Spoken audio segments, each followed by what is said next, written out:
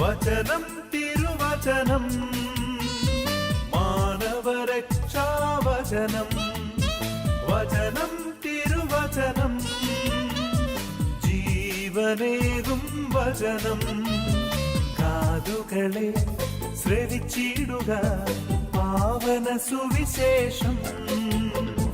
ഹൃദയങ്ങളെ ഒരുങ്ങിയിടുക വചനത്തെ എതിരേൽക്കാൻ.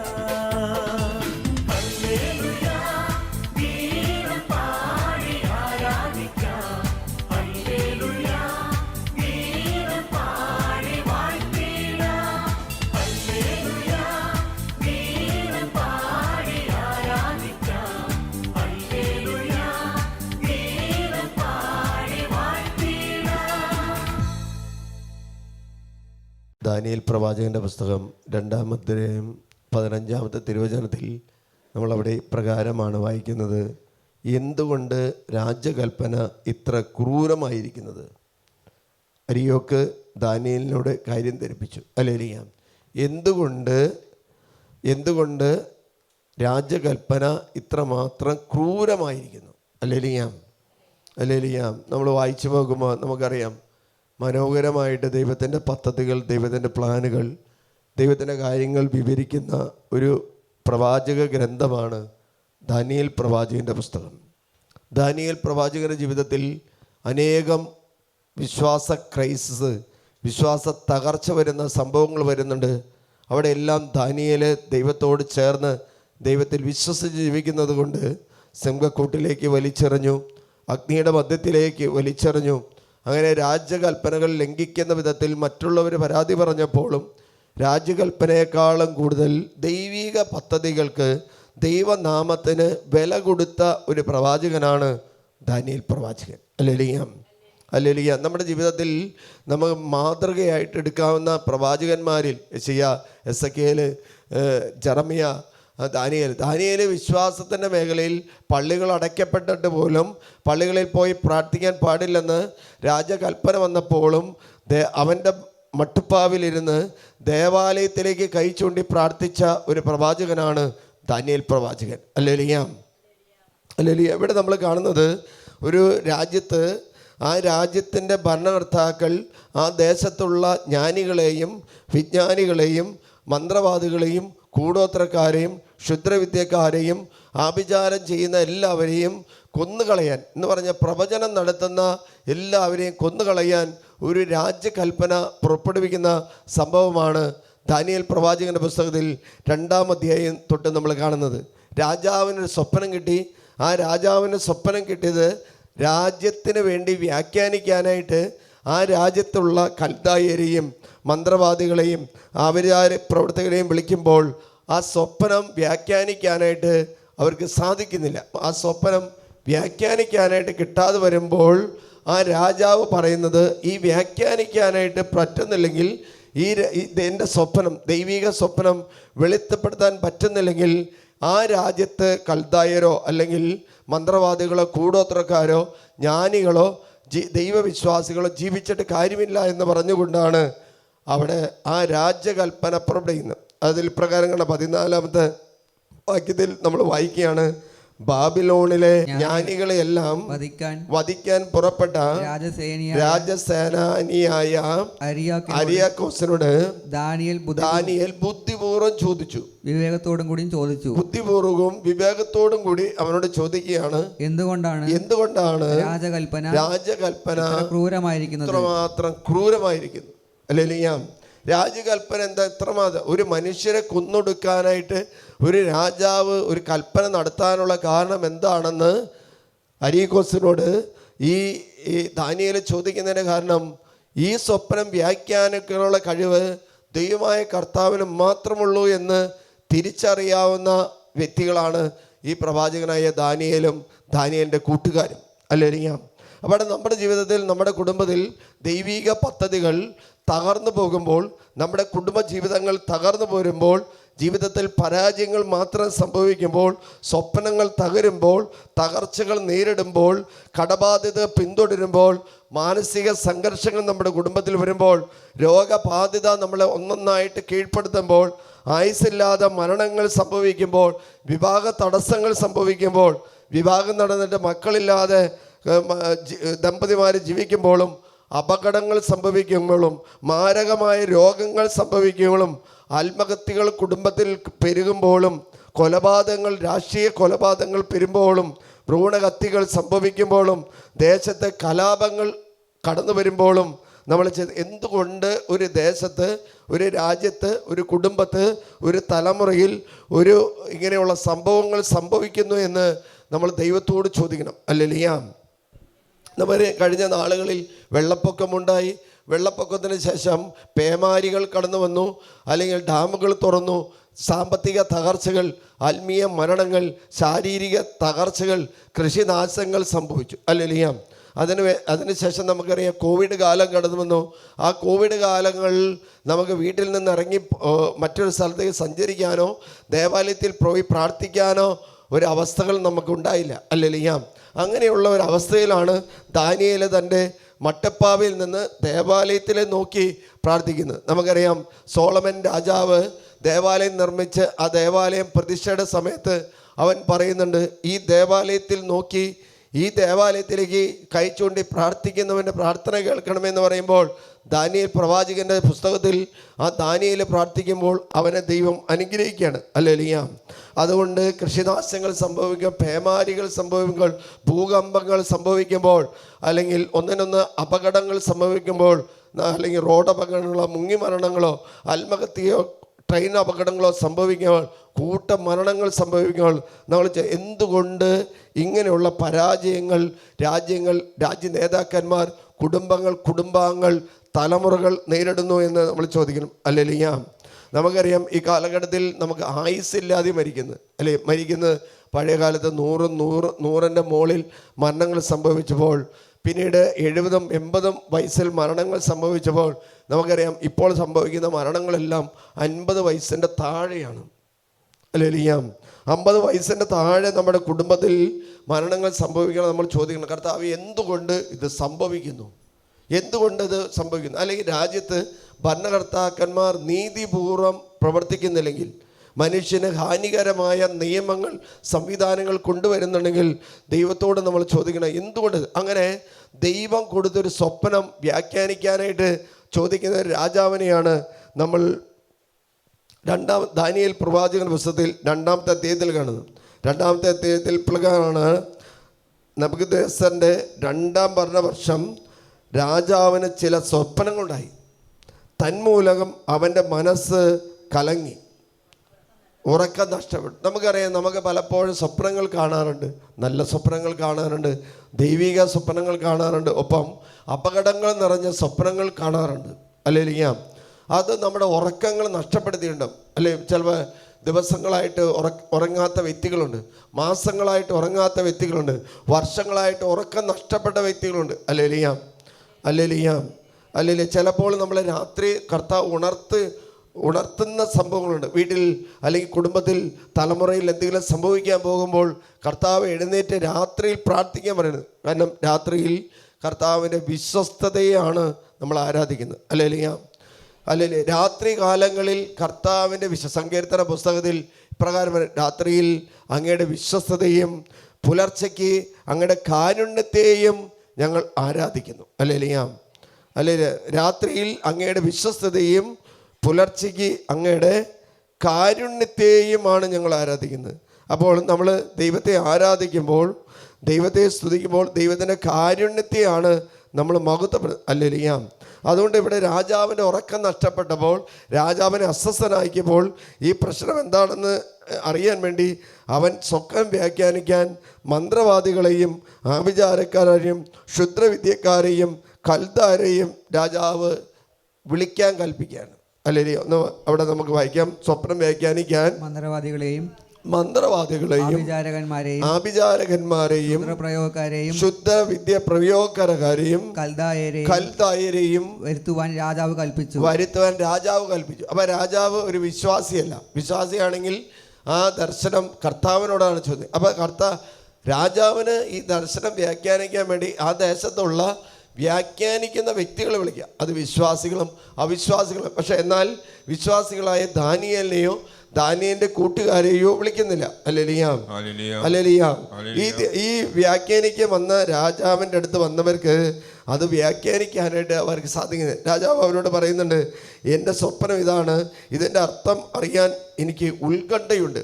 ഈ സ്വപ്നം വ്യാഖ്യാനിക്കാനായിട്ട് രാജാവ് അവരോട് പറയും. കൽദായ രാജാവിനോട് പറഞ്ഞു, രാജാവേ നീ നാൾ വാഴട്ടെ. അങ്ങനെ അവർ ആ സ്വപ്നം വ്യാഖ്യാനിക്കാൻ തുടങ്ങുമ്പോൾ ആ സ്വപ്നം വ്യാഖ്യാനിക്കാനായിട്ട് അവർക്ക് സാധിക്കുന്നില്ല. ഹല്ലേലൂയ. 9-ാമത്തെ വാക്യം, സ്വപ്നം എന്താണെന്ന് പറയുന്നില്ലെങ്കിൽ നിങ്ങളുടെ വിധി ഒന്ന് മാത്രമാണെന്ന് നിങ്ങൾക്കറിയാം. അതിനാൽ ഈ സ്ഥിതിക്ക് മാറ്റം വരുന്നത് വരെ ഈ വിധിക്ക് മാറ്റം വരുന്നത് വരെ എൻ്റെ മുൻപിൽ വ്യാജവും ദുഷിച്ച വാക്കുകളും പറയാൻ നിങ്ങൾ ഒത്തുചേർന്നിരിക്കുക. അല്ലെ, അപ്പൊ വ്യാഖ്യാനിക്കാനായിട്ട് ഈ മന്ത്രവാദികൾക്കോ കൂടോത്രക്കാർക്കോ ക്ഷുദ്രവിദ്യക്കാർക്കോ കൽദായർക്കോ ആഭിചാര പ്രവൃത്തികൾക്കോ ചെയ്യുന്നവർക്ക് സാധിക്കില്ല. ഒരു പ്രാർത്ഥിക്കാൻ വന്ന ഒരു കുടുംബത്തിന് വേണ്ടി പ്രാർത്ഥിക്കുമ്പോൾ അവർ പ്രകാരം പറയാണ്. ഞാൻ അവരോട് ചോദിച്ചു, നിങ്ങൾ കൈനോട്ടം നടത്തിയിട്ടുണ്ടോ എന്ന് ചോദിച്ചു. അപ്പോൾ നമുക്കറിയാം, നമ്മൾ ജീവിക്കുന്ന സാഹചര്യം അനുസരിച്ച് കൈ നോക്കുന്നവരുണ്ടാവും, മുഖം ലക്ഷണം നോക്കി പറയുന്നവരുണ്ടാവും, അല്ലെങ്കിൽ ജ്യോതിഷൻ്റെ അടുത്ത് ജ്യോതിഷന്മാരുണ്ടാവും, കണിയാന്മാരുണ്ടാവും, പണിക്കന്മാരുണ്ടാവും, അല്ലെങ്കിൽ ഊതിക്കെട്ടുന്നവർ, അങ്ങനെയുള്ള ആളുകളുണ്ടാവും. അപ്പോൾ ഇവർ പോകുന്നത് ഒരു തീർത്ഥാടനത്തിനാണ്. ഇവർ പറയുന്നത് തമിഴ്നാട്ടിലെ മാതാവ് പ്രത്യക്ഷപ്പെട്ട, മാതാവ് ദർശനം നൽകിയൊരു സ്ഥലത്താണ്. നമ്മൾ പോകുന്ന ഒരു കിഴക്കിൻ്റെ ലൂർദ് എന്നറിയപ്പെടുന്ന ഒരു സ്ഥലമാണ്. ഹല്ലേലൂയ. ഇന്ത്യയുടെ ലൂർദ് എന്നറിയപ്പെടുന്ന ഒരു സ്ഥലമാണ്. അവിടെ ഞാൻ ആദ്യമായിട്ട് ഇങ്ങനെ കേൾക്കുന്നത്, അവർ കുർബാനയ്ക്കും കഴിഞ്ഞ് നമുക്കറിയാം അവർ ഈ കടൽ തീരത്ത് പോകുന്ന ഒരു പതിവുണ്ട്. കടൽ തീരത്ത് പോകുമ്പോൾ അവിടെ ആളുകൾ ഇരിക്കുന്നുണ്ടെന്ന് പറഞ്ഞു, കാരണം കൈ നോക്കാനിരിക്കുന്നവർ ഉണ്ടെന്ന് പറഞ്ഞു. അവർ പറഞ്ഞു, കാപ്പി കുടിക്കാൻ പൈസയില്ല, അതുകൊണ്ട് നിങ്ങൾ ഇങ്ങോട്ട് വരാണെങ്കിൽ നിങ്ങളുടെ ജീവിതത്തിൽ സംഭവിക്കാൻ പോകുന്ന കാര്യങ്ങൾ പറയാമെന്ന് പറഞ്ഞു. അപ്പോൾ ഇവർക്ക് കാപ്പി കുടിക്കാൻ കാശില്ലാതെ പ്രഭാതത്തിൽ ഇരിക്കുന്നവരെ കാണുമ്പോൾ ഒരു സഹതാപം തോന്നിയിട്ട് അവർക്ക് 60, 70, 100 രൂപ കൊടുത്തിട്ട് അവർ കൈ നോക്കാൻ കൊടുത്തു. കൈ നോക്കാം. പുണ്യസ്ഥലത്ത് പോകുന്നവർ, പുണ്യം കിട്ടാൻ പോകുന്നവർ എന്ത് ചെയ്തു? ആദ്യം കർത്താവിനെ ആരാധിച്ചു വിശുദ്ധ കുർബാനയ്ക്ക് അർപ്പിച്ച് പോകുമ്പോഴാണ് ഒരു വ്യക്തി പറയാണ്, എനിക്ക് ഭക്ഷണം കഴിക്കാൻ പൈസയില്ല. അതുകൊണ്ട് നിങ്ങൾ വെറുതെ തരണ്ട, നിങ്ങൾ നിങ്ങളുടെ കൈ കാണിച്ചാൽ മതി. ഞാൻ കൈ കാണിച്ച് ലക്ഷണം പറഞ്ഞു കഴിയുമ്പോൾ നിങ്ങൾ പൈസ തന്നാൽ മതി. അപ്പോൾ അവർ പ്രാർത്ഥിക്കുന്നവരുണ്ട്, ധ്യാനം കൂടുന്നവരുണ്ട്, വർഷങ്ങളായിട്ട് നവീകരണത്തിൽ പ്രവർത്തിക്കുന്നവരുണ്ട്. അപ്പോൾ ചേച്ചി അനീതിമാർ കുടുംബം ഒന്നിച്ചാണ് പോയിരിക്കുന്നത്. അപ്പോൾ ആദ്യം നവീകരണത്തിൽപ്പെട്ട വ്യക്തി ഇത് കണ്ടു എന്ന് പറഞ്ഞത്. കണ്ടപ്പോൾ അവരുടെ ജീവിതത്തിൽ സംഭവിക്കാൻ പോകുന്ന കാര്യം പറഞ്ഞു. സംഭവിച്ചതൊന്നും പറയില്ല. അതാണ് കടിയന്മാർക്കും കൈനോട്ടക്കാർക്കും കഴിഞ്ഞത് ഒന്നും പറയില്ല, വരാനിരിക്കുന്നതേ പറയുള്ളൂ. കാരണം എന്താണ്? ഇനി അവരെ നമ്മൾ കാണില്ല. തൃശ്ശൂർ ഒരു പള്ളിയുടെ ചുറ്റുപാട് അവരിരിപ്പുണ്ടെന്ന് പറഞ്ഞു. ഒരു പയ്യനോട് പറഞ്ഞു, മുഖത്ത് നോക്കി 3 ലക്ഷണങ്ങൾ പറഞ്ഞു. അപ്പോൾ അവൻ ആശിക്കുന്ന ലക്ഷണങ്ങളായിരുന്നു. ഉടൻ തന്നെ അവൻ കാശ് കൊടുത്തിട്ട് മുഖസ്തുതി പറയാൻ പറഞ്ഞു. അപ്പോൾ ഇവർ അടുത്തത് ചേച്ചിയുടെ കൂടെയാണ്. ചേച്ചി അധികം പ്രാർത്ഥിക്കുന്ന കുടുംബമല്ല. അവരും കൈ കൊടുത്തു. അങ്ങനെ എല്ലാവരും കൈ കൊടുത്ത് അവർക്ക് ചായ കുടിക്കാൻ ഓരോരുത്തരും പൈസ കൊടുത്തു. പ്രമാണലംഘനാണോ? പ്രമാണലംഘനാണോ? പള്ളിയിൽ പോയി ആരാധന നടത്തുന്ന അല്ലെങ്കിൽ ഈ ആരാധന നടത്തി ഞാൻ അവരുടെ ജീവിതത്തിൽ വലിയ പ്രശ്നങ്ങളായിട്ട് വന്നു കഴിഞ്ഞപ്പോൾ അവരുടെ കുടുംബത്തിൽ മിശ്രവിഭാഗങ്ങൾ കടന്നു വന്നപ്പോൾ അവർ അത് പ്രാർത്ഥിക്കാൻ വന്നപ്പോൾ നമ്മൾ പ്രാർത്ഥിക്കുമ്പോൾ കിട്ടുന്നത് ഇങ്ങനെയാണ്. ഒരു പുണ്യസ്ഥലത്ത് പോയിട്ടെന്നല്ല. അപ്പം ഞാൻ ആദ്യമായിട്ടാണ് കേൾക്കുന്നത് അവിടെ ഈ ബീച്ചിലേക്ക് പോകുന്നോ അല്ലെ ഇങ്ങനെ ഉള്ള ഇരിപ്പുണ്ടെന്ന്. അവർ പറഞ്ഞത് സംഭവിച്ചോന്ന് ചോദിച്ചു. ഒന്നും സംഭവിച്ചില്ല, മാത്രമല്ല അതിൻ്റെ വിരുദ്ധമായിട്ട് സംഭവിച്ചു. അപ്പോൾ അവർ കുമ്പസാരിക്കാത്തതിൻ്റെ കാരണം എന്താണെന്ന് വെച്ചാൽ എവിടെയാണ്? പുണ്യസങ്കേത തീർത്ഥാടന കേന്ദ്രത്തിൽ പോയി ചെയ്തതെല്ലാം തെറ്റല്ല. എനിക്ക് തോന്നുന്നു അതുകൊണ്ടായിരിക്കും.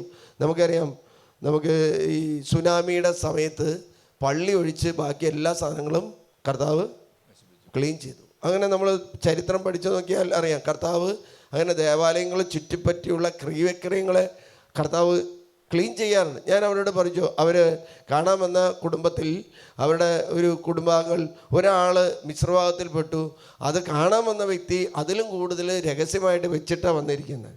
കാരണം എന്താ, ഒന്നാം പ്രമാണം ലംഘിച്ചാൽ പിന്നെ ദൈവിക കൽപ്പനകളോ ദൈവത്തിൻ്റെ പ്രമാണങ്ങളോ അവനെ അനുസരിക്കാനോ പാലിക്കാനോ ഇല്ല.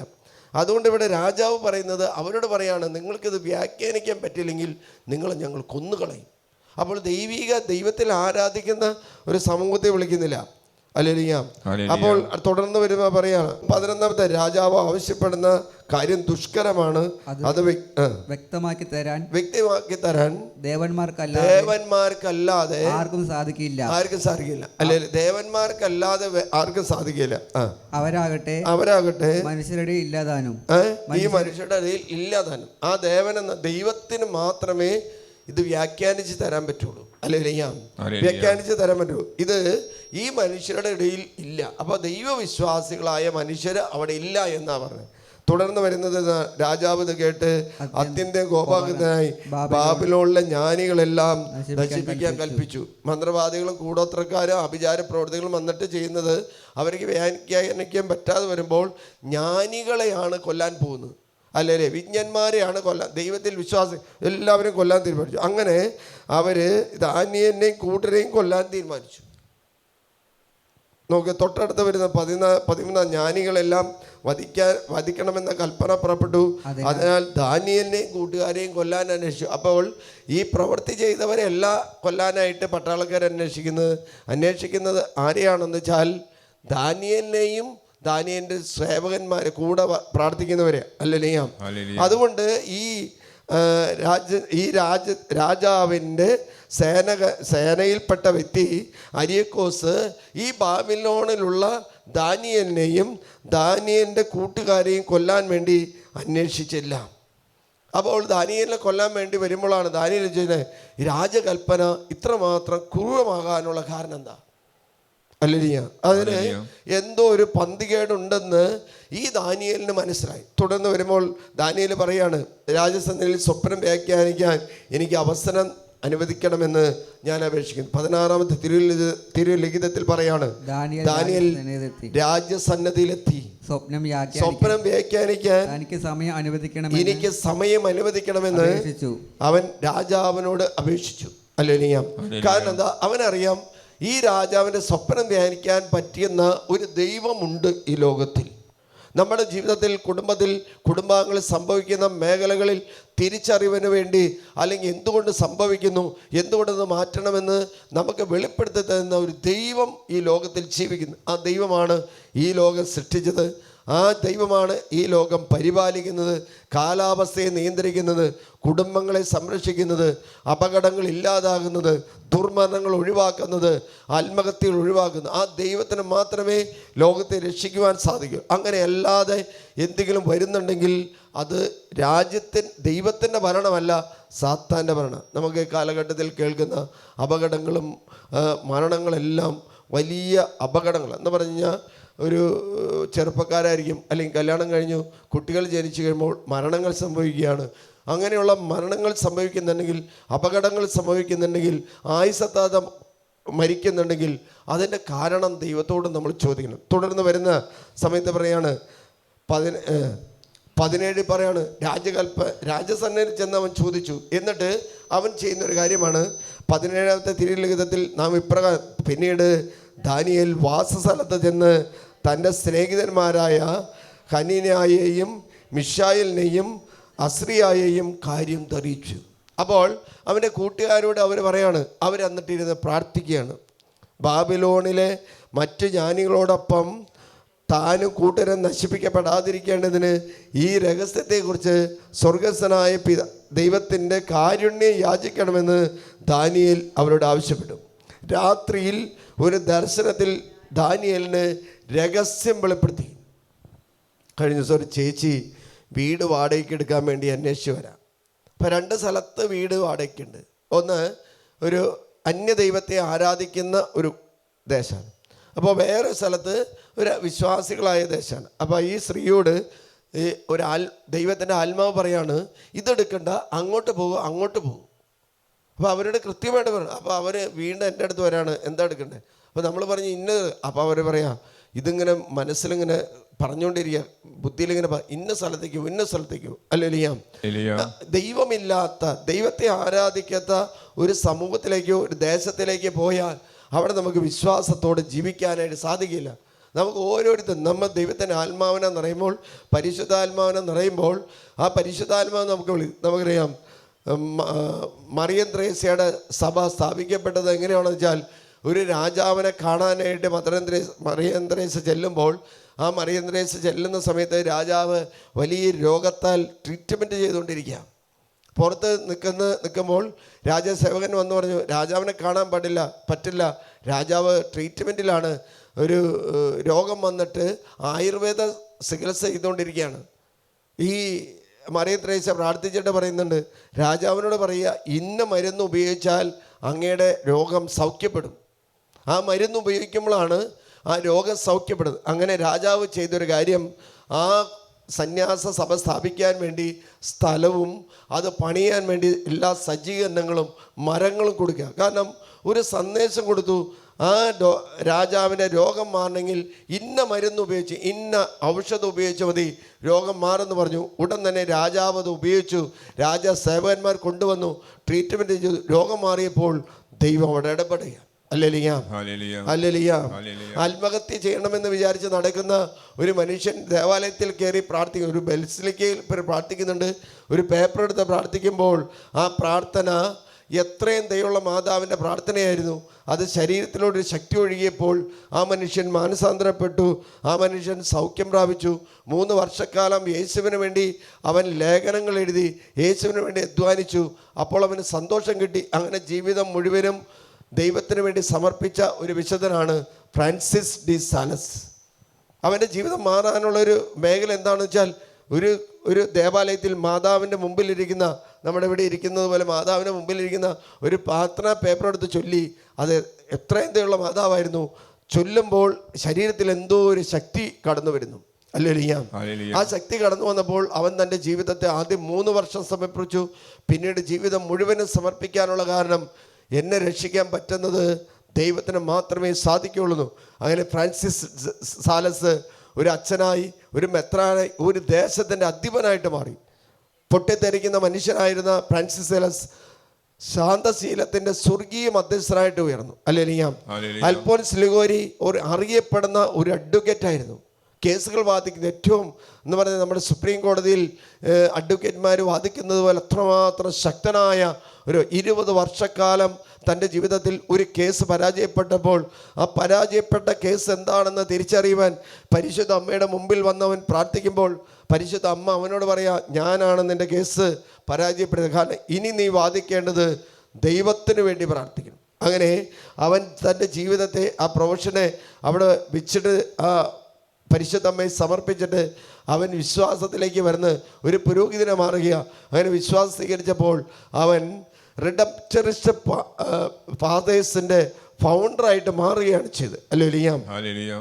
ഇവിടെ നമ്മൾ കാണുന്നത് അവർ രാത്രിയുടെ യാമങ്ങളിരുന്ന് പ്രാർത്ഥിക്കുമ്പോൾ ദൈവം അതിൻ്റെ രഹസ്യം വെളിപ്പെടുത്തി കൊടുക്കുക. നമുക്ക് രഹസ്യം എനിക്കും നിങ്ങൾക്കും ഓരോരുത്തർക്കും ഏത് വിശ്വാസത്തിൽ ജീവിക്കുന്നവരാ ദൈവത്തിൽ ആരാധിച്ചാൽ അവൻ ആ വിശ്വാസം ഉപേക്ഷിച്ച് തിരിച്ചു വരികയാണെങ്കിൽ അവനോട് ദൈവം പറയും, നിൻ്റെ ജീവിതത്തിൽ നിൻ്റെ തകർച്ചയുടെ കാരണം ഇതാണ്, നിൻ്റെ പരാജയത്തിൻ്റെ കാരണം ഇതാണ്. ആ രഹസ്യം വെളിപ്പെടുത്തുക. ഇവിടെ നമ്മൾ കാണുന്നത് അവർ പറയാണ്, രാത്രിയിൽ ഒരു ദർശനത്തിൽ ദാനിയേലിന് രഹസ്യം വെളിപ്പെട്ടു. അപ്പോൾ അവൻ സ്വർഗസ്ഥനായ ദൈവത്തിനെ സ്തുതിച്ചു. ഇനി തുടർന്ന് വരുന്ന വാചനങ്ങൾ നമുക്ക് വായിക്കാം. അവൻ പറഞ്ഞു, ദൈവത്തിന്റെ നാമം എന്നെന്നും വാഴ്ത്തപ്പെടട്ടെ. ജ്ഞാനവും ശക്തിയും അവിടുത്തേതാണ്. സമയങ്ങളുടെയും കാലങ്ങളുടെയും മാറ്റം അവിടുന്ന് നിശ്ചയിക്കുന്നു. രാജാക്കന്മാരെ നീക്കുന്നതും വീണ്ടും പ്രതിഷ്ഠിക്കുന്നതും അവിടുന്ന്. അപ്പൊ രാജാക്കന്മാർ, ദേശത്തെ രാജാക്കന്മാരെ കൊണ്ടുവരുന്നതും ആ രാജാക്കന്മാരെ നീക്കം ചെയ്യുന്നതും ദൈവം തന്നെയാണെന്ന് വചനം പറയുക. ഈ ദാനിയേൽ ദൈവത്തെ ആരാധിക്കുകയാണ്. വീണ്ടും വായിക്കാം. ജ്ഞാനിക്ക് ജ്ഞാനവും അറിവുള്ളവന് അറിവും പ്രദാനം ചെയ്യുന്നത് അവിടുന്നാണ്. അഗാധവും അജ്ഞേയവുമായ കാര്യങ്ങൾ. അഗാധവും എന്ന് പറഞ്ഞ മനുഷ്യന് കണ്ടുപിടിക്കാൻ പറ്റാത്തതും അജ്ഞാതവുമായ, വെളിപ്പെടുത്തി കിട്ടാത്തതുമായ കാര്യങ്ങൾ വെളിപ്പെടുത്തി തരുന്നത് ദൈവത്തിൻ്റെ ആത്മാവാണ്. അല്ലെങ്കിൽ അഗാധവും അജ്ഞേയമായ കാര്യങ്ങൾ അവിടുന്ന് വെളിപ്പെടുത്തുന്നു. അന്ധകാരത്തിൽ മറഞ്ഞിരിക്കുന്നത് എന്താണെന്ന് അവിടുന്ന് അറിയുന്നു. അല്ലെങ്കിൽ വൈകി പ്രകാശം അവിടത്തോടൊപ്പം വസിക്കുന്നു. എന്റെ പിതാക്കന്മാരുടെ ദൈവമേ, അവൻ തലമുറയിലേക്ക് തലമുറയിൽ വിളിക്കുക. എന്താ കാരണം? എന്റെ പിതാക്കന്മാരുടെ ദൈവമേ, ഞാൻ അങ്ങേക്ക് നന്ദി പറയുന്നു, ഞാൻ അങ്ങയെ സ്തുതിക്കുന്നു. അങ്ങ് എനിക്ക് ജ്ഞാനവും ശക്തിയും നൽകി. ഞങ്ങൾ അപേക്ഷിച്ചത് അവിടുന്ന് ആ ചോദിച്ചത് കർത്താവ് കൊടുത്തു. രാജാവിന്റെ സ്വപ്നം വ്യാഖ്യാനിക്കാൻ വേണ്ടി ജീവിതം കൊല്ലപ്പെടുമെന്ന് പറഞ്ഞപ്പോൾ, അല്ലെങ്കിൽ രാജാവിൻ്റെ സ്വപ്നം വ്യാഖ്യാനിച്ചു കൊടുത്താൽ ആ ദേശത്ത് രക്ഷയുണ്ടാകുമെന്ന് മനസ്സിലാക്കിയപ്പോൾ അവൻ രഹസ്യം കിട്ടാൻ വേണ്ടി രാത്രിയുടെ യാമങ്ങളിൽ അവൻ പ്രാർത്ഥിക്കുകയാണ് ചെയ്യുന്നത്. അല്ലെങ്കിൽ പാവങ്ങൾക്ക് പരിഹാരം ചെയ്യാൻ കർത്താവ് പറയുന്നത് മരിയ നഥാനിയിലെ പുസ്തകത്തിൽ പറഞ്ഞ നൈറ്റ് വിജിലം നടത്തുക എന്നാണ്. നൈറ്റ് വിജിലം നടത്തുക. നിങ്ങൾ പാവങ്ങൾക്ക് പരിഹാരമായി രാത്രി യാമങ്ങളിൽ ഇരുന്ന് പ്രാർത്ഥിക്കുക. ഇവിടെ രാത്രിയുടെ യാമങ്ങളിൽ ഇരുന്ന് പ്രാർത്ഥിക്കുമ്പോൾ 4 വ്യക്തികൾ പ്രാർത്ഥിക്കുമ്പോൾ ഒരു ദേശത്തെ ദൈവം രക്ഷിക്കാൻ വേണ്ടി ആ ദൈവിക രഹസ്യം രാജാവിന് വെളിപ്പെടുത്തുക. ഒരു വിശ്വാസി അല്ലാത്ത ഒരു രാജാവിന് വെളിപ്പെടുത്തി കൊടുത്തത് ഇവരിലൂടെ അത് തെളിവാക്കി കൊടുക്കുക. അത് തുടർന്ന് പറയാം, രാജാവിൻ്റെ സ്വപ്നം അങ്ങ് ഞങ്ങൾക്ക് വെളിപ്പെടുത്തി. ഹല്ലേലൂയ. 24-ാമത്തെ വാക്യത്തിൽ ബാബിലോണിലെ രാജ്യങ്ങളെ നശിപ്പിക്കാൻ രാജാവ് നിശ്ചയിച്ചിരുന്ന അരിയോക്കോക്കസിനെ സമീപിച്ച് ദാനിയേൽ പറഞ്ഞു, ബാബിലോണിലെ ജ്ഞാനികളെ നശിപ്പിക്കരുത്, എന്നെ രാജസഭയിൽ കൊണ്ട്. ഇപ്പൊ എന്തായി? ദാനിയേലിന് സന്തോഷമായി. ഹല്ലേലൂയ. അപ്പോൾ ഒരു രഹസ്യം വെളിപ്പെടുത്താൻ വേണ്ടി നമ്മൾ നോമ്പെടുക്കണം, ഉപവാസം എടുക്കണം, പ്രാർത്ഥിക്കുന്ന ഒരു വ്യക്തിക്ക് ദൈവിക രഹസ്യങ്ങൾ വെളിപ്പെടുത്തി കൊടുക്കും. ഹല്ലേലൂയ.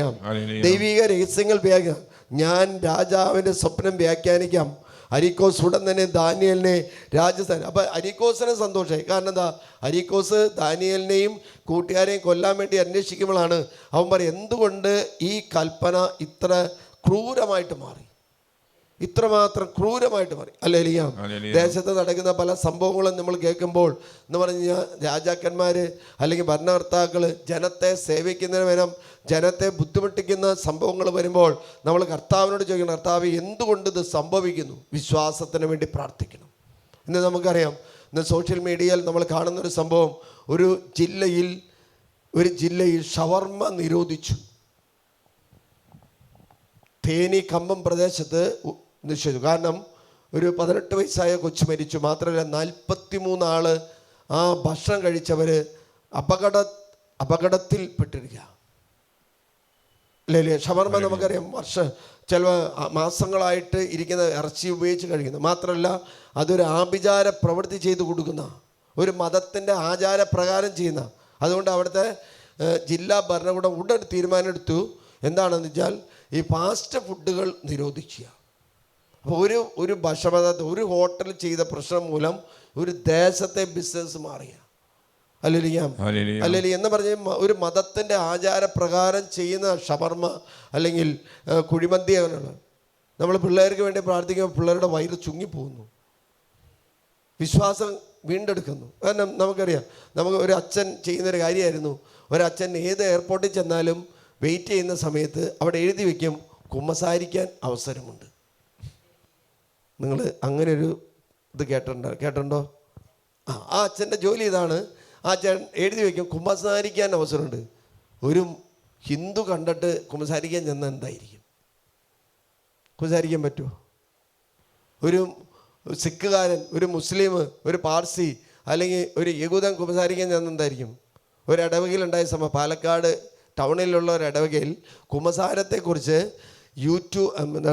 സോഷ്യൽ മീഡിയയിൽ മോശമായിട്ട് ചിത്രീകരിച്ചപ്പോൾ കുമ്പസാരത്തെക്കുറിച്ച് 10-15 സിനിമകൾ ഇറങ്ങിയപ്പോൾ ഒരു മുഹമ്മദിയെ പയ്യൻ കുമ്പസാരിക്കാൻ ചെന്നു. അവൻ മുട്ടുകുത്തി കുമ്പസാരിക്കുമ്പോൾ അച്ഛനൊരു സംശയം തോന്നി, ഇവൻ ക്രിസ്ത്യാനിയല്ല എന്ന്. കാരണം എന്താ? കുമ്പസാരിക്കുന്ന രീതിയുണ്ട്. ആ രീതിയല്ല, ഇവൻ ഇങ്ങനെ തുറന്ന് കാര്യങ്ങൾ പറയാം. അപ്പോൾ അച്ഛനോട് ചോദിച്ചു, നീ ഒരു വിശ്വാസിയാണോ എന്ന് ചോദിച്ചു, നീ ഒരു ക്രിസ്ത്യാനിയാണോ എന്ന് ചോദിച്ചു. അവൻ പറഞ്ഞു അല്ല. അപ്പോൾ അവനോട് ഈ അച്ഛൻ ചോദിച്ചു, എന്തുകൊണ്ടാണ് നീ ഈ കുമ്പസാരിക്കാൻ? അവൻ പറഞ്ഞു, ഈ കുമ്പസാരത്തെക്കുറിച്ച് ഇത്ര മോശമായിട്ട് ഈ ചാനലിൽ സംസാരിക്കുന്നുണ്ടെങ്കിൽ അതിനൊരു കൃപയുണ്ട്. അതിനൊരു ശക്തിയുണ്ട്. കാരണം ഞാൻ ചെയ്ത പാപം ഏറ്റു പറയുമ്പോൾ ആ പാപത്തെ പരിഹരിക്കാൻ വരുന്ന ഒരു ദൈവമുണ്ടെന്ന് ഒരു മതത്തിൽ കേട്ടപ്പോൾ ആ ദൈവം മനുഷ്യരെ രക്ഷിക്കുന്ന ദൈവമാണെന്ന് എനിക്കറിയാം. അച്ഛൻ പറഞ്ഞു, നിനക്ക് സംസാരിക്കാൻ പറ്റില്ല, പക്ഷെ നിൻ്റെ പാപങ്ങൾ ഞാൻ കേൾക്കാം.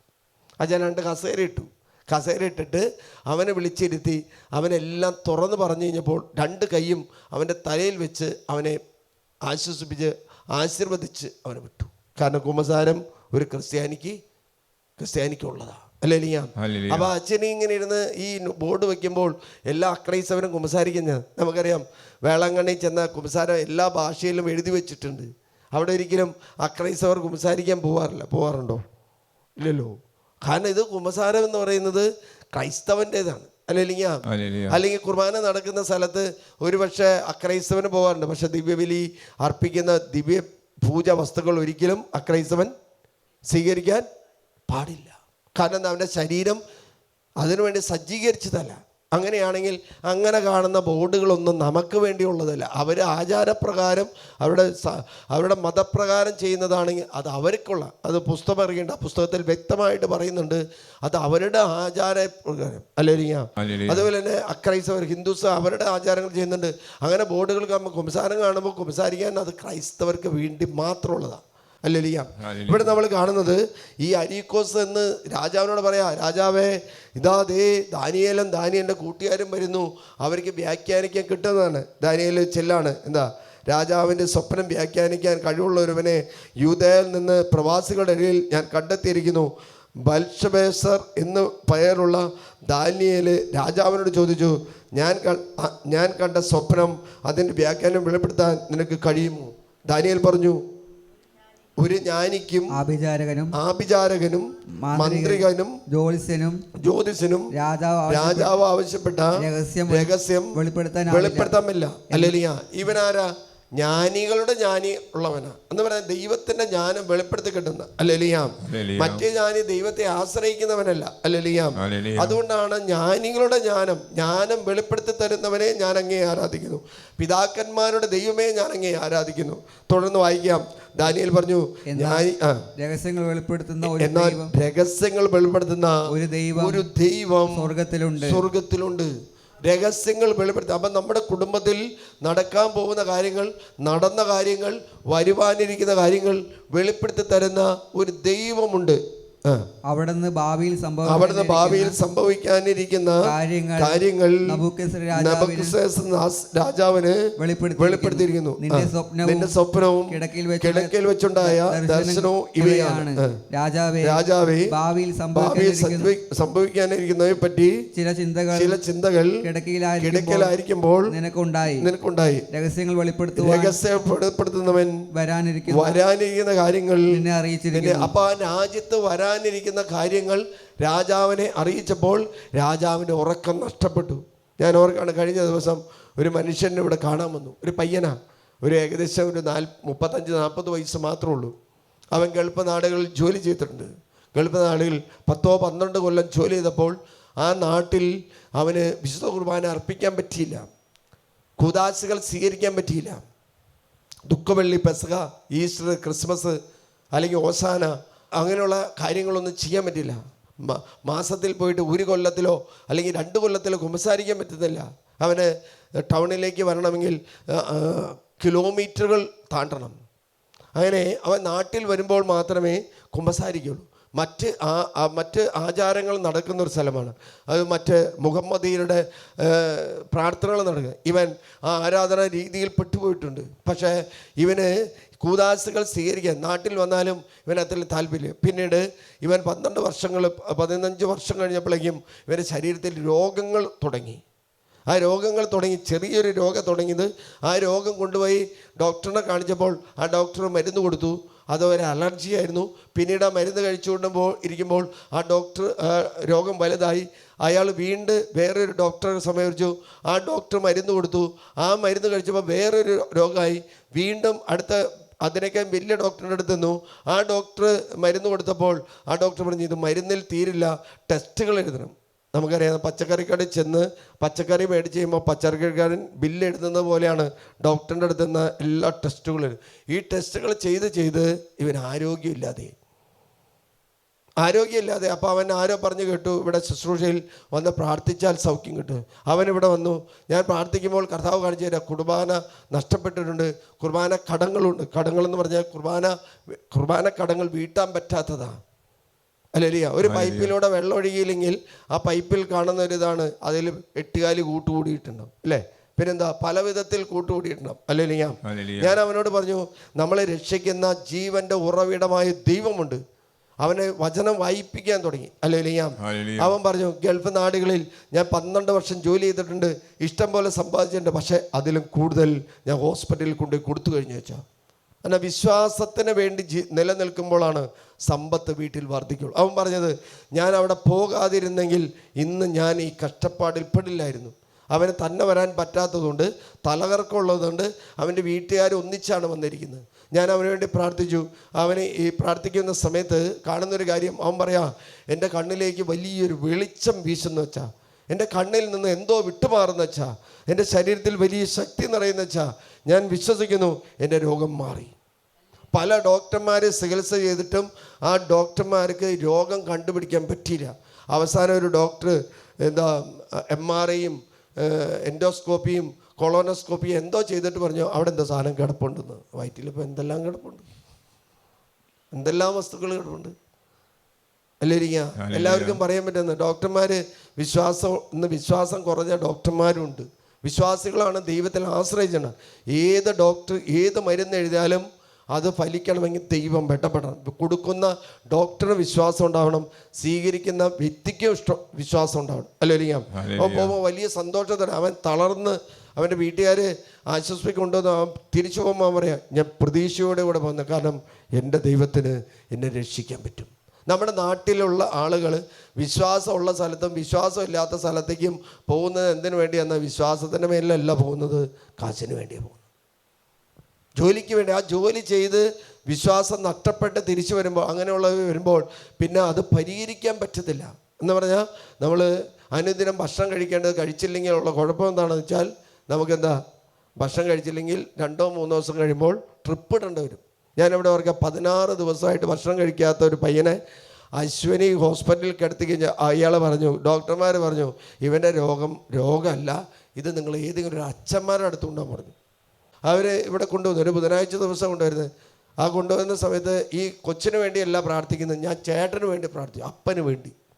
അപ്പനൊരു വിജാതിയുടെ നാട്ടിലാണ് ജോലി ചെയ്യുന്നത്.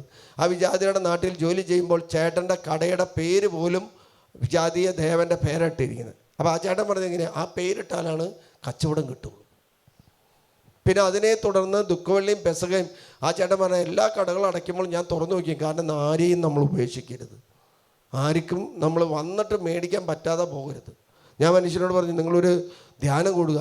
ആ മനുഷ്യൻ ജെറൂസലേം ധ്യാന കേന്ദ്രത്തിൽ ഇവിടെ പ്രാർത്ഥിച്ചു. ഇവൻ തിരിച്ചു പോകുമ്പോൾ തൊട്ടടുത്തുള്ള ഹോട്ടലിൽ നിന്ന് അപ്പച്ചൻ ഭക്ഷണം മേടിച്ചു കൊടുത്തു. ഏത് ഭക്ഷണം കഴിച്ചാലും ഛർദ്ദിക്കുന്ന പയ്യൻ ആ 2.5 മണിക്കൂർ പ്രാർത്ഥന കഴിഞ്ഞ് പോകുമ്പോൾ ആ ഭക്ഷണം കഴിച്ചു, ഛർദ്ദിച്ചില്ല. അവ വീട്ടിൽ ചെന്നു. വീട്ടിൽ ചെന്നിട്ട് ഈ അപ്പച്ചൻ 3 ദിവസത്തെ ധ്യാനത്തിനങ്ങോട്ട് പോയി. 3-ാമത്തെ ദിവസം ആ മനുഷ്യനൊന്ന് കുമ്പസാരിച്ച സമയത്ത് ഈ പയ്യൻ എഴുന്നേറ്റ് വീട്ടിൽ ഇരിക്കുന്ന ബൈക്ക് എടുത്തിട്ട് അമ്മയോട് പറഞ്ഞു, അമ്മേ എന്തൊക്കെ മേടിക്കേണ്ട, പച്ചക്കറി എന്താ, മാർക്കറ്റിൽ പോകാതെ രോഗിയായിട്ട് കിടക്കുന്ന ആസ്പത്രിയിൽ കൊണ്ട് ചെന്നിട്ട് ഇത് രോഗമല്ല എന്ന് പറഞ്ഞ പയ്യൻ അപ്പച്ചനൊന്ന് കുമ്പസാരിച്ചപ്പോൾ ആ ബൈബിൾ വെച്ചിട്ട് അവിടെ ധ്യാനിപ്പിച്ചു. ബൈബിൾ വെച്ച് ഓരോ വാക്യങ്ങളും വായിച്ച് ആ മനുഷ്യൻ വന്ന് എനിക്കൊന്ന് തുറന്നു കുമ്പസാരിച്ച് കഴിഞ്ഞപ്പോൾ ആ മനുഷ്യന് പ്രേരണ വന്നു, വീട്ടിലേക്കൊന്ന് വിളിക്കണം. വീട്ടിലേക്കൊന്ന് വിളിച്ചപ്പോൾ ഭാര്യ പറയാണ്, അവനിപ്പോൾ ഒരു വിഷയമില്ല, അവൻ ഇന്ന് ഇപ്പം 2 മണിക്ക് എന്നോട് പറഞ്ഞു, കാശ് തരാൻ പറഞ്ഞു, ലിസ്റ്റും തരാൻ പറഞ്ഞു, വണ്ടി എടുത്ത് അവൻ മാർക്കറ്റിൽ പോയിരിക്കാം. ആ മനുഷ്യൻ പറയാം, 2 മണിക്കാണ് ആ മനുഷ്യൻ കുമ്പസാരിക്കാൻ പോയത്. ആ മനുഷ്യൻ കുമ്പസാരിച്ചപ്പോൾ വീട്ടിൽ ദൈവം ഇടപെട്ടു. ആ മനുഷ്യൻ പിന്നീട് വന്ന് ഇവിടെ സാക്ഷ്യപ്പെടുത്തുക, എൻ്റെ മകൻ്റെ രോഗം മാറിയത് ഞാനൊന്ന് അനുദപിച്ചൊന്ന് കുമ്പസാരിച്ചു. ഞാൻ വിശ്വാസം തിരിച്ചു. ഞാൻ വിചാരിച്ചത് ബിസിനസ്സിൻ്റെ മേഖലയിൽ ട്രിക്കുകൾ ഉപയോഗിച്ചാൽ മാത്രമേ രക്ഷപ്പെടുന്നുള്ളൂ. അല്ലേലിയ. അതുകൊണ്ട് ഇവിടെ കാണുന്നത് ദാനിയേൽ ആ രഹസ്യം രാജാവിനെ വെളിപ്പെടുത്തി കൊടുത്തു. തുടർന്ന് വായിക്കുക. രാജാവേ ബാബിയിൽ ദർശനങ്ങൾ ഇവയാണ്. രാജാവേ ബാബിയിൽ സംഭവിക്കാനെ പറ്റി ചിന്തകൾ കിടക്കയിലായിരിക്കുമ്പോൾ നിനക്കുണ്ടായ രഹസ്യങ്ങൾ വെളിപ്പെടുത്തി എന്ന് പറഞ്ഞ് രഹസ്യങ്ങൾ വെളിപ്പെടുത്തി കൊടുക്കുക. അത് കഴിഞ്ഞിട്ട് രാജാവിനെ 36-ാമത്തെ വാക്യം പറ. ഇതായിരുന്നു സ്വപ്നം, ഞങ്ങൾ ഇതിന്റെ വ്യാഖ്യാനം നിന്നോട് പറയുന്നു. രാജാവേ, രാജാതിരാജനായ നിനക്ക് സ്വർഗസ്നായ ദൈവം അധികാരവും ശക്തിയും മഹത്വവും നൽകി. അപ്പൊ നിന്റെ അധികാരം, നിന്റെ ശക്തി, നിനക്ക് കിട്ടിയിരിക്കുന്ന ഈ ദേശം, നിന്റെ ജനങ്ങളെല്ലാം ദൈവം നൽകിയതാണ്. എല്ലായിടത്തുമുള്ള മനുഷ്യമക്കളെയും വന്യമൃഗങ്ങളെയും ആകാശപ്പറകളെയും അടക്കി ഭരിക്കുന്നത് ദൈവം നിന്നെ ഏൽപ്പിച്ചു. ദൈവം അപ്പൊ ജനത്തെ മാത്രമല്ല, ആ ദേശത്തെ മൃഗങ്ങളെ അടക്കി ഭരിക്കാനായിട്ട് കിട്ടിയിരിക്കുന്നത് നിനക്കാണ്. അങ്ങനെയുള്ളൊരു രാജാവിനെയാണ് വേണമെങ്കിൽ നമുക്ക് നല്ലതായിരുന്നു. അപ്പം നമ്മുടെ രാജാക്കന്മാർക്കും ഭരണകർത്താക്കൾക്കും അവർക്ക് ദൈവത്തിൽ വിശ്വാസം ഉണ്ടെങ്കിൽ ആ ദേശത്ത് എന്തുണ്ടാവുമെന്ന് വെച്ചാൽ മൃഗങ്ങൾ അനുസരിക്കും. ഇങ്ങനെ എസെക്കിയേൽ പ്രവാചകന്റെ പുസ്തകത്തിൽ പറയുന്നുണ്ട്, ദൈവം മനുഷ്യരോട് ഒരു ഉടമ്പടി സ്ഥാപിച്ചിട്ടുണ്ട്. അതേപോലെ തന്നെ ദൈവം മൃഗങ്ങളോടും പ്രകൃതിയോടും ചേട്ടങ്ങട്ടോ പറയുന്ന പ്രകൃതിയോടും ഒരു ഉടമ്പടി ചെയ്യുന്നു. മനുഷ്യൻ ദൈവത്തോട് ഉടമ്പടി ലംഘിച്ചാൽ കർത്താവ് മൃഗത്തോടുള്ള ഉടമ്പടി പിൻവലിക്കും. അല്ലേലിയ. ആ പിൻവലിച്ചാൽ ആ ദേശത്ത് പിന്നെ ഭരണം നടത്തുന്നത് അനർത്ഥ ശക്തികളായിരിക്കും. സാമുവേലിന്റെ പുസ്തകത്തിൽ 2-ാമത്തെ പുസ്തകത്തിൽ 23-ാമത്തെ അധ്യായത്തിൽ 5-ാമത്തെ തിരുവചനം, അവിടെ നിന്നോട് ശാശ്വതമായ ഉടമ്പടി ചെയ്തിരിക്കുന്നു. സുരക്ഷിതമായ സംവിധാനം ചെയ്ത് ഉടമ്പടി അവിടുന്ന് എന്റെ രക്ഷയും അഭിലാഷവും ശാശ്വതമായ ഉടമ്പടി. ദൈവം മനുഷ്യനും തമ്മിലുള്ള ഒരു ഉടമ്പടി ഉണ്ടെങ്കിൽ അതിൻ്റെ ചെറു ഉടമ്പടികളാണ് ദൈവവും മൃഗങ്ങളും ദൈവവും പ്രകൃതിയും തമ്മിൽ ഉടമ്പടിയുണ്ട്. കാരണം ഇന്ന് കേരളം എന്നാൽ വിശ്വാസമില്ലാത്ത നാട്, മരുഭൂമി എന്ന് പറഞ്ഞാൽ ദൈവത്തിൻ്റെ വാസസ്ഥലമല്ല, ദൈവത്തിന് വസിക്കുന്ന സ്ഥലമല്ല. മരുഭൂമിയിലൂടെ ഇസ്രായേൽ ജനം നടന്നപ്പോൾ ദൈവം അവരെ നയിച്ച സംഭവങ്ങൾ നമ്മൾ വായിക്കുന്നുണ്ട്. കാരണം എന്താ, മരുഭൂമി എന്ന് പറഞ്ഞാൽ വെള്ളമോ ഭക്ഷണമോ അല്ലെങ്കിൽ അവിടെ ഒരു ഈച്ച കടിച്ചാൽ, ഒരു കൊതുക് കടിച്ചാൽ, ഒരു മൂട്ട കടിച്ചാൽ അത് അപകട മരണം. വിശ്വാസമില്ലാത്ത സ്ഥലങ്ങൾ, വിശ്വാസമില്ലാത്ത ദേശങ്ങൾ, വിശ്വാസമില്ലാത്ത കുടുംബങ്ങൾ, വിശ്വാസമില്ലാത്ത വ്യക്തികൾ മരുഭൂമി പോലെയാകും. നമുക്കറിയാം യെശയ്യാ പ്രവാചകന്റെ പുസ്തകത്തിൽ 43-ാം അധ്യായത്തിൽ 14 മുതലുള്ള വാക്യത്തിൽ ഇപ്രകാരം, മരുഭൂമിയിലൂടെ ഞാൻ ജലഭൂമിയെ ഞാൻ ജലാശയമാറ്റി മാറ്റും. അല്ലേലിയ. നിയമാവർത്തന പുസ്തകത്തിൽ നമ്മൾ വായിക്കേണ്ടത് എന്താ, കരിമ്പാറയിലൂടെ ഞാൻ ജലം നൽകും. ദൈവത്തിന് മരുഭൂമി ഭൂമിയാക്കി സമൃദ്ധിയാക്കാൻ നിമിഷം നേരം മതി. അപ്പം നമ്മൾ വിശ്വാസത്തിലേക്ക് നമ്മൾ ഓരോരുത്തരും കടന്നു വന്നാൽ, നമ്മൾ വിശ്വാസികളായിട്ട് മാറിയാൽ നമ്മുടെ ദേശം മരുഭൂമിയായിരുന്നത്, നമ്മുടെ ഹൃദയം മരുഭൂമിയായിരുന്നത്, നമ്മുടെ സ്ഥലങ്ങൾ, വർഗങ്ങൾ, തലമുറകൾ മരുഭൂമിയായിരുന്നത് പെട്ടെന്ന് മാറും. അതിന് വിശ്വാസം ആർജിക്കുന്ന അല്ലെങ്കിൽ അതുകൊണ്ടാണ് പറഞ്ഞത്, അവിടുന്ന് എന്നോട് ശാശ്വതമായ ഒരു ഉടമ്പടി ചെയ്തിരിക്കുന്നു. സുരക്ഷിതമായി സംവിധാനം ചെയ്ത ഉടമ്പടി അവിടുന്ന് രക്ഷയുടെയും അഭിലാഷവും. അപ്പം എന്താ, ശാശ്വതമായ ഉടമ്പടിയാണ് ദൈവം നൽകുന്നത്.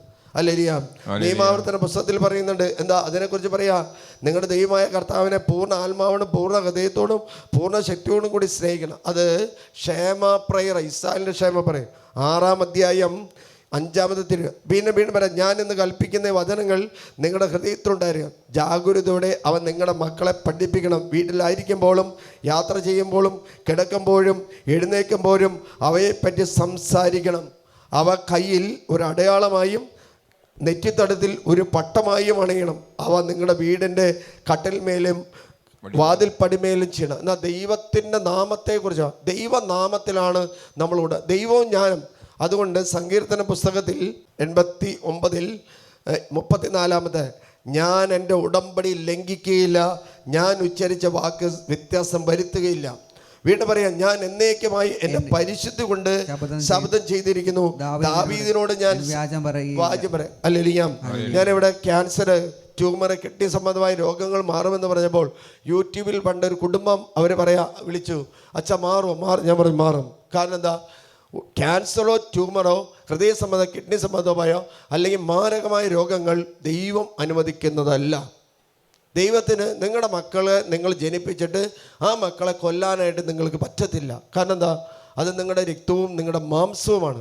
അതേപോലെ തന്നെ മനുഷ്യനെ ദൈവം സൃഷ്ടിച്ചുവെങ്കിൽ ആ മനുഷ്യനെ പരിപാലിക്കാൻ, അതുകൊണ്ടാണ് എസെക്കിയേൽ പ്രവാചകന്റെ പുസ്തകത്തിൽ 13-ാം അധ്യായത്തിൽ നമ്മൾ കാണുന്നുണ്ട്, നമ്മുടെ കയ്യിലെ ചരട് എന്ന് പറയുന്ന അന്ധകാരത്തിൻ്റെ എന്ന് പറഞ്ഞാൽ നമ്മൾ ഈ അക്രൈസ്തവർ ചെയ്യുന്ന നൂല് കെട്ടിയ കർത്താവ് പറഞ്ഞ ഞാൻ അതിനെ പൊട്ടിച്ച് നിങ്ങളെ സ്വതന്ത്രരാകും.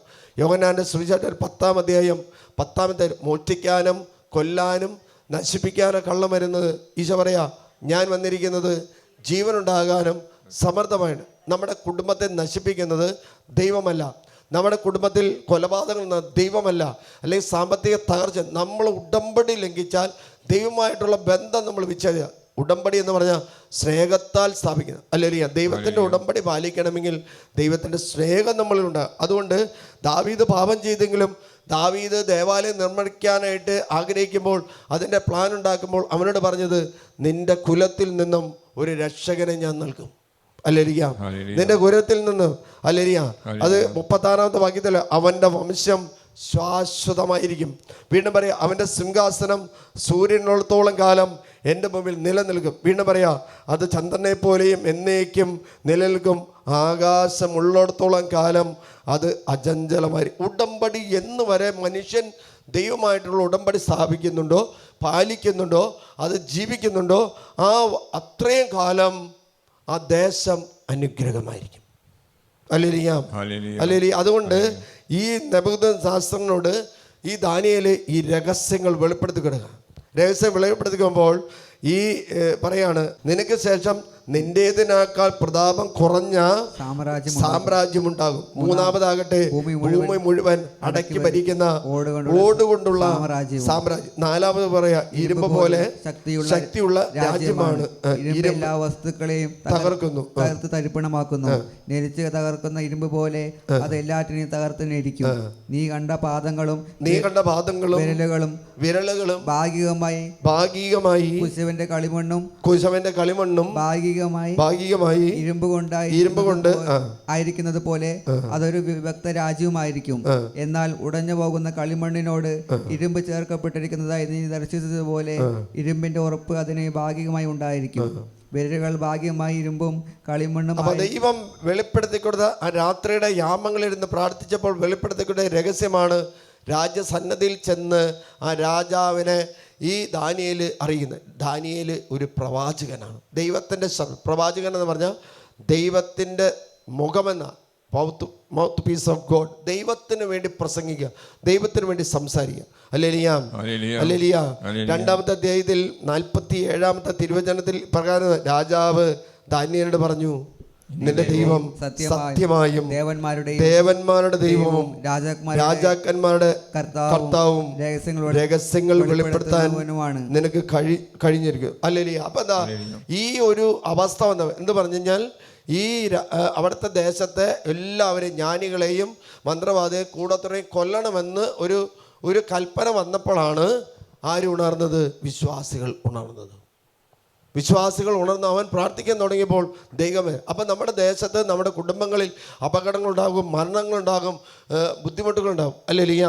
അപ്പം നമ്മൾ എന്ത് ചെയ്യണം? നമ്മൾ ഉണർന്ന് പ്രാർത്ഥിക്കുമ്പോൾ ദൈവം ആ ലോകത്തെക്കുറിച്ച്, ആ കുടുംബത്തെക്കുറിച്ച്, ആ വ്യക്തിയെക്കുറിച്ചുള്ള ദൈവിക പദ്ധതി വെളിപ്പെടുത്തി തരും.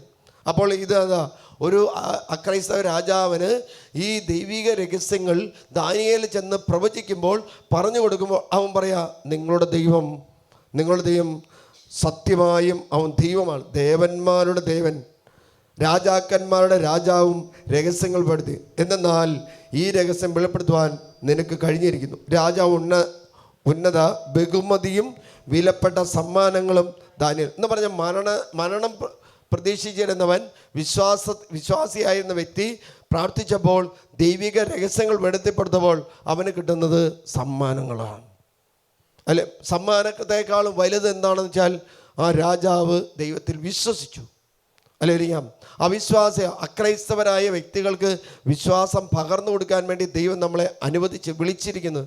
അപ്പോൾ വിശ്വാസം പകർന്നു കൊടുക്കുന്നതിൽ സഭയിലെ മക്കളോ വീഴ്ച വരുത്തിയിട്ടുണ്ടെങ്കിൽ അതിൻ്റെ പരിഹാരം മനുഷ്യരായി നമ്മൾ ചെയ്യേണ്ടി വരും. അല്ലേറിയാം, ഇന്ന് അന്ധവിശ്വാസമുള്ള ഒരു നാടായിട്ട് കേരളം, ദൈവത്തിൻ്റെ സ്വന്തം നാട്, അന്ധവിശ്വാസത്തിൻ്റെ നാട്. കാരണം എന്താണെന്ന് വെച്ചാൽ കഴിഞ്ഞ നാളുകളിൽ നമ്മൾ കാര്യസാധ്യങ്ങൾക്ക് വേണ്ടി ജനങ്ങളെ പഠിപ്പിച്ചു. ജോലിയില്ലാത്തതിന് ജോലി കൊടുക്കാൻ വേണ്ടി പ്രാർത്ഥിക്കുക, ഭവനമില്ലാത്തതിന് ഭവനം. ഉടമ്പടിയെക്കുറിച്ച് മറന്നു സഭ. ഉടമ്പടിയെക്കുറിച്ച് പറഞ്ഞു കൊടുക്കാൻ പറ്റിയില്ല. അല്ലേറിയാം, അതുകൊണ്ട് പറയാം, രാജാവ് ഉന്നതമായ ബഹുമതിയും വിലപ്പെട്ട സമ്മാനങ്ങൾ ദാനിയേലിന് കൊടുത്തു. അവനെ ബാബിലോൺ പ്രവാസിയുടെ ഭരണകർത്താവും ബാബിലോണിലെ എല്ലാ ജ്ഞാനികളുടെയും തലവനായി നിയമിച്ചു. അല്ലെങ്കിൽ വീണ്ടും പറയാണ്, ശുദ്രക്ക്, മെഷാക്ക്, അബിഗ്യാസോ എന്നിവരെ ദാനിയേലിൻ്റെ അപേക്ഷയനുസരിച്ച് അവൻ ബാബിലോൺ പ്രവാസിയുടെ ചുമതലകൾ ഏൽപ്പിച്ചു. അപ്പോൾ ബാബിലോണിലെ ദാനിയേലിന് മാത്രമല്ല പ്രവാസം, ഒരു ദേശത്തെ അധിപനായിട്ട് ദാനിയേലിനോടൊത്ത് രാത്രിയുടെ യാമങ്ങളിൽ പ്രാർത്ഥിക്കുന്ന ദാനിയേലിൻ്റെ കൂട്ടുകാരായ 3 വ്യക്തികൾക്കും ആ ദേശത്ത് അധികാരം കൊടുക്കുക. അല്ലേരിയ, ക്രൈസ്തവർ ഇന്ന് ഇല്ലെന്ന് പോകുന്നത് എന്താണെന്ന് വെച്ചാൽ മറ്റുള്ളവർ, നമുക്കറിയാം, ഈ പഴയ കുരിശിൻ്റെ വഴിയുടെ പ്രാർത്ഥന ഇപ്രകാരം ഒരു മനോഹരമായ പ്രാർത്ഥനയാണ്. ആബേലച്ചൻ എഴുതി വെച്ചതാണ്. അല്ലേലിയ, സഭയുടെ ശത്രുക്കൾ വിശ്രമരഹിതരായി അധ്വാനിക്കുമ്പോൾ അലസരായി കഴിയുന്നു. നമ്മൾ ഇറച്ചിയിൽ നിന്ന് വെള്ളം അടിച്ച് ചീട്ടും കളിച്ച് ബ്ലൂ ഫിലിമും കണ്ട് സിനിമയും കണ്ട് നമ്മൾ വെറുതെ അലസരായിട്ട് കഴിയും. അവരവരുടെ രാജ്യത്തിന് വേണ്ടി അധ്വാനിക്കുമ്പോൾ ശക്തരായ രഹസ്യങ്ങൾ വെളിപ്പെടുത്തി കിട്ടുന്ന ശരീരം പരിശുദ്ധാത്മ ആലയമായ നമ്മൾ, ഒരു ചേട്ടൻ പറയാ, എനിക്ക് ഇഷ്ടപ്പെട്ട ഒരു പ്രാർത്ഥന അതാ വെച്ചാൽ, എനിക്ക് പുതിയ കുരിശിൻ്റെ വഴിയല്ല ഇഷ്ടം, പഴയ കുരിശിൻ്റെ വഴി. ഞാൻ ചോദിച്ചു, എന്താ ചേട്ടാന്ന് ചോദിച്ചു. അതിൽ ഇപ്രകാരം പറയുന്നുണ്ട്, സഭയുടെ ശത്രുക്കൾ വിശ്രമരഹിതരായിട്ട് അധ്വാനിക്കുമ്പോൾ നമ്മൾ അലസരായിട്ട് കഴിയും. ഞാനൊരു ലേഖനം വായിച്ച, ആ ലേഖനം ഇപ്രകാരമാണ്: ദേവാലയം നശിപ്പിക്കുന്നത് മനുഷ്യരെക്കാളും അപ്പുറത്താണ് പിശാചാണ് നശിപ്പിക്കുന്നത്. ഹല്ലേലൂയ. ജെറുസലേമിലെ ദേവാലയം നശിപ്പിക്കാൻ വേണ്ടി പോകുന്ന പിശാചുകളുടെ കാര്യം പറഞ്ഞപ്പോൾ പറയാം, ആ ദേവാലയത്തിൽ ചെന്നപ്പോൾ ഈ പിശാചിനെ നശിപ്പിക്കാൻ പറ്റിയില്ല. കാരണം അവിടെ അർപ്പിക്കുന്ന ബലി അർപ്പിച്ചു കഴിഞ്ഞപ്പോൾ ഈ പിശാച് അത് നശിപ്പിക്കാതെ തിരിച്ചു പോരുകയും ചെയ്യുന്നത്. നമ്മുടെ ബലികൾ എന്ന് പറഞ്ഞു കഴിഞ്ഞാൽ വിളിച്ചാൽ വിളി കേൾക്കുന്ന ഒരു ദൈവമാണ് നമ്മുടെ മുമ്പിലുള്ളത്. അല്ലെങ്കിൽ ഞാൻ വിളിച്ചാൽ ദൈവത്തിൻ്റെ പ്രകാരമാണ്, ഞാൻ വിളിച്ചാൽ ആ നിമിഷം തന്നെ ദൈവം കടന്നു വരും. കാരണം നമ്മൾ ശ്രേഷ്ഠ ജനതയാണ്. നമുക്ക് എഴുന്നേറ്റ് നിൽക്കാം.